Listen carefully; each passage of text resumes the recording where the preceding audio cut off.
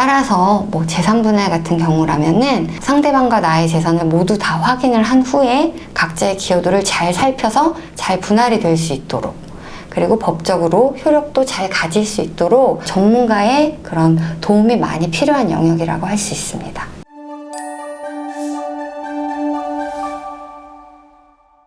안녕하세요. 낭만로이어 서민 변호사입니다. 낭만로이어 신현승 변호사입니다. 오늘은 여러 가지 이혼하는 방법 중에 협의이혼 그리고 조정이혼에 관하여 알려드리려고 합니다. 협의이혼은 말 그대로 부부가 이혼하기로 합의를 해서 이혼에 이르는 것인데요. 부부의 합의에 의해서 혼인관계 그리고 혼인으로부터 이렇게 발생한 부수적인 사항들을 같이 정리를 하는 것입니다. 결혼이 아이들 장난하듯이 쉽게 성립할 수 없듯이 이혼도 마찬가지로 이혼하겠다는 합의만으로 바로 인정되는 건 아니거든요. 다들 부부싸움 해보셔서 아시겠지만 보통 싸울 때 이렇게 많이 싸우시잖아요. 그럼 이혼해. 이혼? 너만 그런 줄 알아? 이혼해!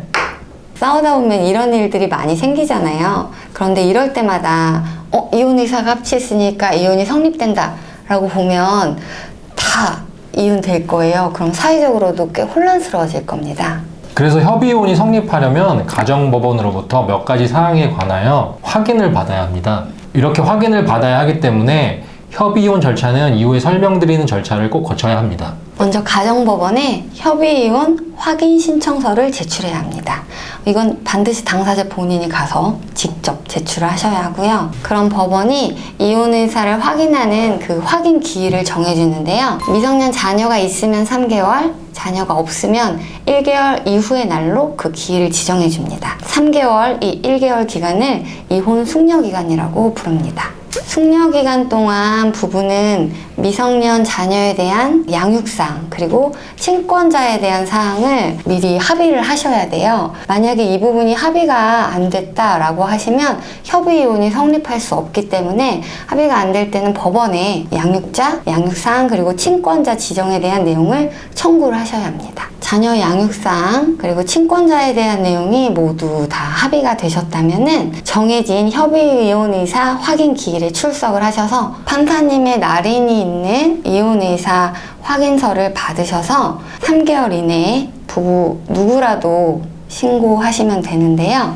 본인의 등록기준지 또는 주소지를 관할하는 시청, 구청, 읍사무소, 면사무소에 확인서를 첨부를 해서 이혼 신고를 하시면 됩니다. 만약에 받으신 날로부터 3개월 이내에 이혼 신고를 하지 않으시면 이혼이 되지 않기 때문에 이 점 꼭 주의해 주시기 바랍니다. 협의이혼을 결정했지만 아직 위자료, 재산분할에 대해 합의가 성립하지 않은 경우에는 어떻게 해야 하나요? 조금 전에 설명드린 자녀 양육사항이나 친권자에 대한 사항과 달리 부부간의 재산 문제는 법원의 확인을 받아야 하는 사항이 아닙니다. 따라서 원칙적으로 위자료나 재산분할에 관하여 합의가 되지 않았다고 하더라도 협의이혼은 원칙적으로 하실 수는 있어요. 다만 이 부분은 추후에 위자료 청구 소송이나 재산분할 심판 청구 등을 통해서 추가적으로 이렇게 다투실 수 있는 부분이 됩니다. 하지만 이혼을 한 이후에 위자료나 재산 분할에 대해서 또 다투는 것은 쉽지 않기 때문에 실무적으로는 자녀의 양육에 관한 사항 그리고 친권자에 대한 사항과 같이 법원에 확인을 받아야 하는 사항 외에 위자료, 재산 분할에 대한 합의도 같이 받아서 진행하는 것이 일반적입니다. 따라서 위자료나 재산분할에 대한 합의에 있어서는 합의서 작성이 아주 중요합니다. 특히 재산 관련된 사항은 이 합의가 어떻게 이루게 되었는지, 합의 내용이 타당한지에 관해서 법원이 확인을 해준 사항이 아니기 때문에 법적으로 효력이 없을 수도 있습니다. 따라서 뭐 재산분할 같은 경우라면은 상대방과 나의 재산을 모두 다 확인을 한 후에 각자의 기여도를 잘 살펴서 잘 분할이 될 수 있도록, 그리고 법적으로 효력도 잘 가질 수 있도록 전문가의 그런 도움이 많이 필요한 영역이라고 할 수 있습니다. 합의서를 작성했다고 해서 이 합의서를 가지고 바로 강제 집행을 할 수는 없기 때문에 강제 집행까지 좀 염두에 두고 계신 분들은 합의서가 집행 권한이 확보될 수 있는 부분까지 좀 신경을 쓰셔야 되는데요. 이런 점에서도 전문가인 변호사의 도움을 받는 게 필요합니다. 협의이혼 확인서를 받아 이혼 신고만 남아있는 상태에서 이혼 의사를 철회할 수는 없나요? 부부 중 일방이 이혼 신고를 하여 이혼 신고가 수리되기 전에 관할 행정관청에 이혼 의사 철회서를 제출하는 경우에는 이혼 의사가 철회됩니다. 다만 상대방이 먼저 이혼 신고를 해서 이혼 신고가 수리된 경우에는 이미 이혼의 효력이 발생하기 때문에 이혼 의사 철회서를 제출하더라도 철회의 효력이 발생하지 않습니다.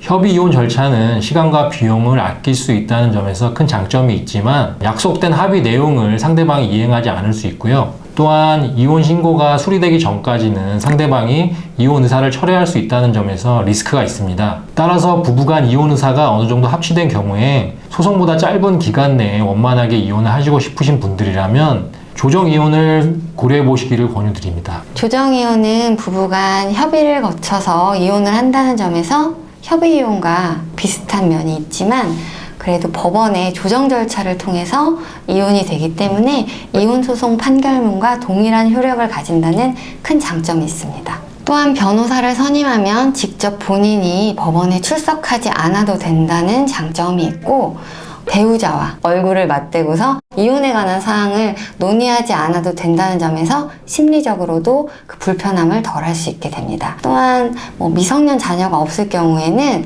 이 절차가 빠르면 1개월 또는 2개월 안에 끝날 수도 있기 때문에 시간적으로나 비용적으로도 많은 부분을 세이브할 수 있다는 장점도 있습니다. 소송으로 이혼하는 경우에는 보통 6개월에서부터 항소심까지 갈 경우에는 2, 3년씩 걸린다는 점을 비교해 보면 시간적으로 상당히 절약된다는 것은 분명할 것입니다.